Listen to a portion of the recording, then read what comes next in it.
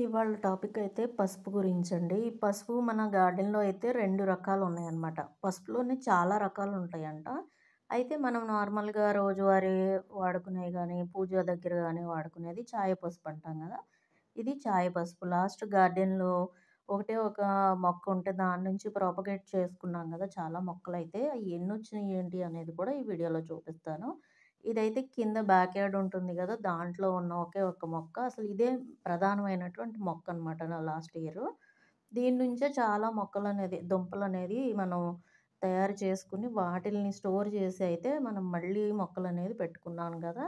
ఆ వీడియో కూడా last time చూపించాను. ఇదేననమాట. ఇగో చూసారా?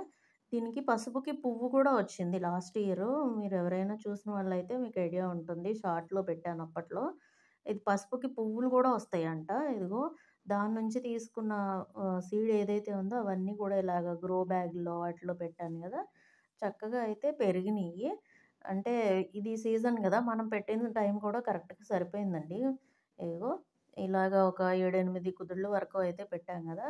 4 కుదుళ్ళొచ్చినియి దీంట్లోనే. అంటే 4 దుంపలు పెట్టామనమాట. పసుపు దుంపలు.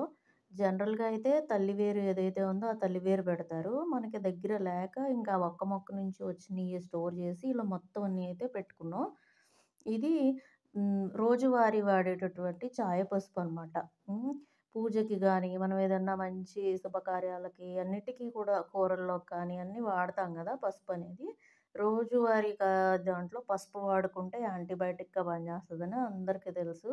అలాగే పసుపులో 6, 7 రకాల వరకు నేను విన్నానండి. నా దగ్గరైతే నేను నర్సరీలో దొరికింది అమ్ముతున్నాడని జెప్పేసేసి పసుపు తెచ్చాను. ఇది మామూలు చాయ పసుపు అంటాం గదా! ఇదిగో ఇదైతే నల్ల పసుపంట.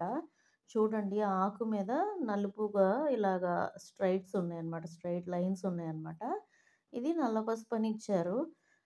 చాలా చిన్న మొక్క ఒకటే ఒక మొక్క ఇచ్చారండి. ఇస్తే అదైతే ఇదిగో ఇలాగ ఈ టబ్‌లో పెట్టాను. పెట్టిన తర్వాతయితే ఈ పెద్ద పెద్ద ఆకులున్నదే ప్రధానమైనటువంటి మొక్కగా ఇచ్చారు వాళ్ళు నాకంటూ. ఇగో పక్కన ఇయన్నీ చక్కగా కొత్త కొత్త పిలకలైతే వచ్చినియి. ఈ నల్ల పసుపు కూడా చాలా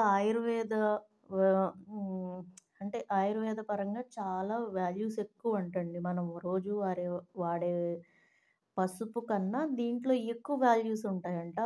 దీన్ని మనకి ఇంటికి గూడా శుభకార్యాలకు గాని అంటే శుభాన్ని తీసుకొచ్చే విధంగా గూడా వాడుకోవచ్చంట. దీన్ని గుమ్మానికి కట్టి అలాగా.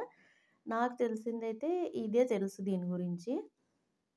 ఇదేనండి నాకు పసుపు గురించి తెలిసిన విషయం అయితే. మళ్ళీ ఇంకో వీడియోలో అయితే ఇంకొక మంచి ఆర్గానిక్‌గా అయితే చూపిస్తాను. Thank you so much.